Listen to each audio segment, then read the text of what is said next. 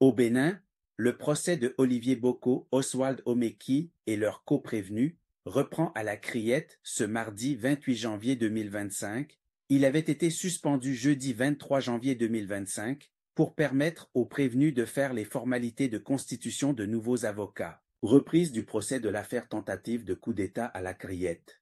Après la suspension de jeudi 23 janvier 2025, les prévenus Olivier Boko, Oswald Omeki et leurs coaccusés sont attendus devant le juge. Olivier Boko, Oswald Omeki et les trois autres mis en cause ont fait leur apparition ce mardi 28 janvier 2025 dans la salle d'audience autour de 8h15. Olivier Boko s'est vêtu d'un costume de couleur marron avec en dessous une chemise blanche tenue dans le col par une cravate blanche. Oswald Omeki porte une tenue Good Luck de couleur bleu nuit. Les deux principaux prévenus dans le dossier sont disposés l'un derrière l'autre avec un siège de décalage. Dans cette procédure, les prévenus, au nombre de 6, sont poursuivis pour complot contre l'autorité de l'État, corruption d'agents publics national, faux et usage de faux. L'audience a été renvoyée pour ce jour pour permettre aux prévenus de prendre de nouveaux avocats après la déconstitution, en bloc, de leur conseil. Ces avocats se sont retirés de la salle d'audience après avoir soulevé des exceptions. Une première sur la composition de la Cour et la seconde sur une supposée proximité de la présidente des séants au chef de l'État. Dans sa décision de suspension, la Cour a accordé 5 jours aux prévenus pour choisir de nouveau. Les prévenus en avaient demandé 15 jours. Un délai raisonnable avait indiqué Olivier Boko pour permettre à ses nouveaux conseils de bien connaissance du dossier. L'audience de ce mardi 28 janvier 2025 va constater si les formalités de constitution de nouveaux avocats ont été faites afin que les accusés puissent se défendre des chefs d'accusation mis à leur charge. Comme les 3 premiers jours du procès, les rues donnant accès à la Criette sont barricadées avec une présence des forces de l'ordre. L'audience à la Cour dans le cadre du procès a repris comme annoncé ce mardi 28 janvier 2025. Il sonnait 9h08 quand la Cour a fait son entrée dans la salle d'audience. À la reprise de l'audience, la Cour a convoqué les accusés à la barre. La Cour veut savoir si les mises en cause sans avocat après la déconstitution des conseils à l'ouverture du procès vont pouvoir voir leur cause défendue par de nouveaux. Elle a constaté que ni l'ancien ministre Oswald Omeki, ni l'homme d'affaires Olivier Boko et les autres mis en cause n'ont d'avocat. Dans ces conditions, le ministère public a requis la poursuite des débats. Le ministère public, représenté par le procureur spécial, a demandé à la Cour de constater la volonté délibérée de la défense de ne pas faire évoluer les choses. Il avance 2 faits pour soutenir sa position. Le premier, les suspensions de l'audience pour permettre aux prévenus de prendre de nouveaux avocats. Le deuxième, l'absence d'avocat de la défense à l'expiration du délai accordé aux prévenus. Il s'agit d'une stratégie arrêtée et bien planifiée des prévenus avec leurs avocats de la défense, pense le procureur spécial. Il a expliqué cette perception des choses par le fait que depuis les enquêtes préliminaires, à l'ouverture de l'audience mardi 21 janvier 2025, en passant par l'audience préparatoire, les conseils étaient tous présents aux côtés de leurs clients. Dans ces conditions, dit le procureur spécial, la Cour est face à un blocage. Il relève que dans ce cas, la Cour est confrontée à 2 principes inconciliables pour la poursuite des débats. Le premier, le droit à la défense des prévenus soutenu par l'article 321 du Code de procédure pénale qui stipule que, à l'audience, le prévenu a droit à la défense dans un procès pénal. Le deuxième principe, selon le procureur spécial, les débats ne peuvent pas être interrompus jusqu'au jugement des prévenus. Il évoque à ce sujet l'article 312 nouveau du Code de procédure pénale. Cette disposition stipule, selon le magistrat, que l'absence de l'avocat au cours du procès ne saurait constituer une nullité. Dans le cas d'espèce, affirme Mario Metonou, les prévenus ont eu le temps de se constituer de nouveaux avocats. Mais ils ne l'ont pas fait.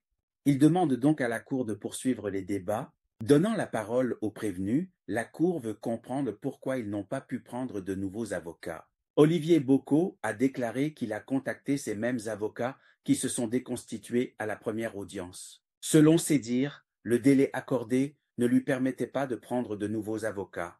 L'homme d'affaires apprend que malheureusement, il n'a pu échanger avec eux, car, explique-t-il, ils ont été bloqués par l'administration pénitentiaire. Oswald Omeki a expliqué avoir fait contacter Maître Baba Bodi et un autre avocat à l'étranger. Mais il n'a pas eu l'occasion de discuter avec l'avocat jusqu'à ce matin. Il a confié avoir chaque fois demandé des nouvelles de l'avocat à l'administration pénitentiaire sans succès. Il dit être informé ce matin que l'avocat se serait déplacé vers lui à la prison lundi 27 janvier 2025 dans la soirée et l'administration pénitentiaire lui aurait servi que c'était trop tard. Donc il n'a pas non plus discuté avec cet avocat. Il en est de même pour Hugues Zadjik-Bekou et les deux autres prévenus. Après une courte suspension consécutive à la réquisition du ministère public et aux explications des prévenus, la Cour tranche. Elle décide de la poursuite des débats sans avocat pour défendre Olivier Bocco, Oswald Omeki. À la suite de la décision de la Cour, un premier témoin est convoqué à la barre. Il s'agit du commissaire de deuxième classe Victorien Nounagnon, chef antenne sud de la brigade criminelle. La Cour lui demande de présenter les résultats de ses enquêtes. Il explique que sur alerte d'une source annonçant des actes préparatoires pour prendre le pouvoir, il a procédé à des arrestations, notamment celle de l'ancien ministre des Sports, Oswald Omeki. Olivier Bocco, présumé instigateur, a été aussi arrêté la même nuit. Selon les résultats de son enquête, Oswald Omeki a entrepris des échanges avec le commandant de la garde républicaine qui, après le coup d'État, devrait conduire la transition. La quasi-totalité des fonds provenaient de retraits effectués par des employés de Roch Nyeri. Le chauffeur de Omeki aurait déclaré qu'une partie des fonds aurait rallié le domicile de l'ancien ministre dans un véhicule à immatriculation togolaise. Il a semblé dire, apprend le commissaire, qu'à bord de ce véhicule se trouverait Olivier Bocco. Selon ces informations, la brigade est allée surprendre le commandant et l'ex-ministre alors qu'ils étaient au domicile de l'acteur politique. La brigade a découvert 6 sacs remplis de billets. Les billets ont été décomptés et consignés dans un procès-verbal. Les 6 sacs retrouvés dans le véhicule Prado Land Cruiser comportaient des lots de billets de 10 000 francs CFA et de 5 000 francs CFA. 129 lots de billets de 10 000 francs CFA d'une valeur de 10 millions ont été dénombrés et 41 lots de billets 5 000 d'une valeur de 10 millions. Oswald Omeki, à en croire le commissaire, aurait déclaré, à l'interrogatoire, que l'argent était destiné à des investissements, notamment dans ses projets alimentaires et de boissons dans plusieurs pays. Il voulait transférer l'argent vers ces pays dans lesquels il menait déjà ses activités. Selon le commissaire, les enquêtes révèlent que le véhicule a été acquis 72 heures avant l'interpellation. La procédure de mise en plaque du véhicule n'aurait pas été respectée. Après la présentation des résultats de l'enquête préliminaire, la Cour a convoqué à sa barre le commandant de la garde républicaine. Le colonel Dieudonné Thévo-Edjré a juré de dire la vérité, rien que la vérité, sans haine et sans parti pris. L'officier commence ses dépositions par une brève présentation. Il a confié être au poste depuis juillet 2016. Il a expliqué que sa mission est d'assurer la sécurité du chef de l'État, des membres de sa famille et des membres du gouvernement. Il a connu Oswald Omeki depuis 2016. Il a confié que Oswald Omeki était le ministre dont il est le plus proche et qu'il tutoie. Revenant à l'affaire, il relate que tout a commencé le 30 mai 2024 lors d'une rencontre chez l'ancien ministre. Lors de cette soirée, selon le commandant, Oswald Omeki n'a parlé qu'en mal du chef de l'État. Selon ses dépositions, le ministre tentait de le faire remonter contre le président Talon. Le ministre parlait de ses mauvaises conditions. Selon le commandant, Oswald Omeki lui aurait laissé croire qu'il est le commandant de garde républicaine le plus pauvre au monde lors de cette rencontre. Après cette première rencontre, s'en est suivie une deuxième. Elle a eu lieu le 30 juin 2024, toujours au domicile du ministre. Lors de cette nouvelle rencontre, Oswald Omeki a continué à médire du président de la République. Ce soir, dit l'officier, le ministre lui a offert une somme de 5 millions pour un soutien. Le ministre lui aurait dit que quelqu'un lui a fait cadeau d'une somme de 10 millions et il a choisi partager 50-50 avec le commandant. Le commandant apprend qu'il a eu une troisième rencontre avec le ministre le 7 juillet 2024. À cette rencontre, l'ancien ministre, au dire du commandant de la garde républicaine, lui a parlé d'une opportunité qui allait améliorer ses conditions de vie. Après la troisième, une quatrième rencontre a eu lieu le 30 juillet 2024. C'était la veille de l'anniversaire de Omeki. Le commandant a laissé entendre que c'est à cette soirée-là qu'il a eu des appréhensions sur les actes de l'ancien ministre à son égard. Il apprend que c'est à la fête que l'ancien ministre lui a fait part d'un coup d'État. L'ex-ministre a, selon le commandant, avancé comme raison une volonté du président Patrice Talon de ne pas quitter le pouvoir. Le commandant de la garde républicaine dit avoir acquiescé après les explications de l'ancien ministre. L'ancien patron du ministère des Sports a donc entrepris de savoir les unités et les chefs militaires qui devraient faire obstacle au coup d'État.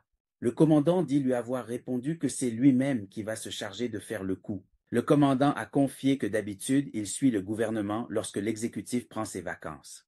Mais il a décidé de faire entorse à programme provoquant des disputes avec sa femme. Le 2 août 2024, au lendemain de la rencontre avec le ministre, le commandant dit avoir reçu une fiche qu'il a imprimée et remplie et renvoyée au ministre. 4 jours plus tard, le 6 août, il a reçu sur WhatsApp en vue unique l'image de l'ouverture de compte, puis l'image du dépôt de 5 millions et 100 millions sur le compte. Le commandant évoque une 5e rencontre avec l'ancien ministre. C'était le 27 août 2024. À cette nouvelle assise à deux, l'ancien ministre Omeki a recommencé par peindre à nouveau Patrice Talon en noir. Il a, selon le commandant, évoqué l'affaire Frère Unvi, du nom de ce célèbre activiste politique qui se présente comme l'opposant sans peur de Patrice Talon. Oswald Omeki, au dire du commandant, aurait présenté l'arrestation de Steve Amoussou, soupçonné d'être l'activiste comme la preuve de la volonté de Patrice Talon de ne pas partir du pouvoir en 2026 comme prescrit par la Constitution. À cette occasion, Oswald Omeki, déclare le colonel Tevo Ejre, lui a dit que le chef de l'État s'apprêtait à le relever de ses fonctions et à le faire remplacer par son adjoint. Le commandant estime que l'ancien ministre lui a dit cela dans la perspective de le remonter contre le président de la République. Selon le commandant, le programme est concocté de sorte que le coup devrait avoir lieu la veille du départ du chef de l'État au sommet de la francophonie. Donc le 30 septembre 2024, après il y a eu changement de date, le chef de l'État aurait instruit Olivier Bocco de lui organiser le voyage pour le 29 septembre 2024. Ce changement de calendrier du chef de l'État a fait que la date du coup a été ramenée au 27 septembre 2024. Selon le commandant, la stratégie est que le coup d'État soit fait quand le président sera au service pour éviter que sa famille ne soit victime. Toujours à cette soirée du 27 août 2024, ils ont discuté du budget et il a été retenu le montant de 1,5 milliard. L'argent devrait servir à désintéresser les personnes qui participeraient au coup, les chefs de corps de chaque unité et lui-même, le commandant, pour assurer sa survie au cas où le coup ne marcherait pas. Abonnez-vous de ne rien rater des développements de cette affaire.